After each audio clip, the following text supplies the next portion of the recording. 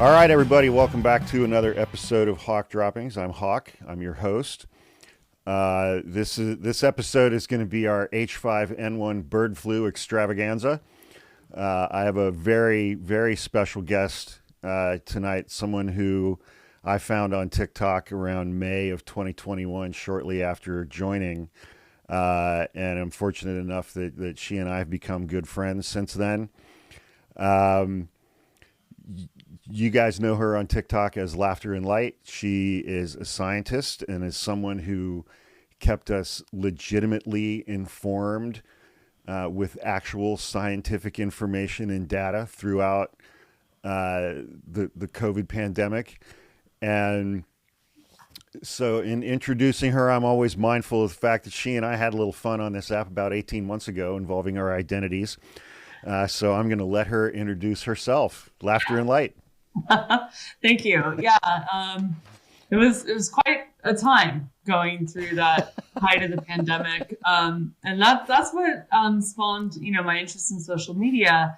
I am a scientist by training, PhD from a Department of Physiology Biophysics with a specialty in immunology. So my professor that I work for is co-listed. People sometimes ask if they see like my university, they're like, "Wait, is it immunology or physiology biophysics?" And I'm like, there's a lot of both with a heavy focus on immunology. So the field would call me an immunologist by training. I was in academia for about 15 years.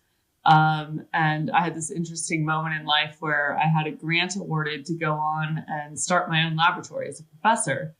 And then I also had an offer from a startup company at the same time, like 12 hours apart in my inbox, right? And I was like, wow, okay.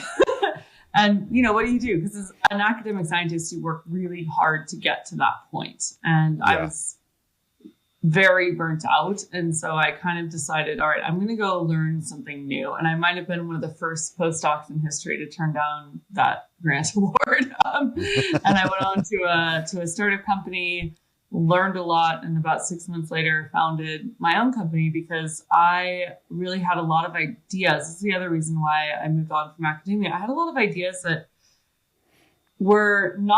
you weren't really able to bring them forth in the academic world as quickly as you could in the business world. And I thought, I don't want to wait 20 years and cross my fingers that these ideas that I know can help people or do good things for the world actually happen, right? So that was my motivation for starting a company, is that I want to see good science come to people. And then when I looked around and help people and make their lives better. And when I looked around during the SARS-CoV-2 pandemic, I realized how far we were away from that.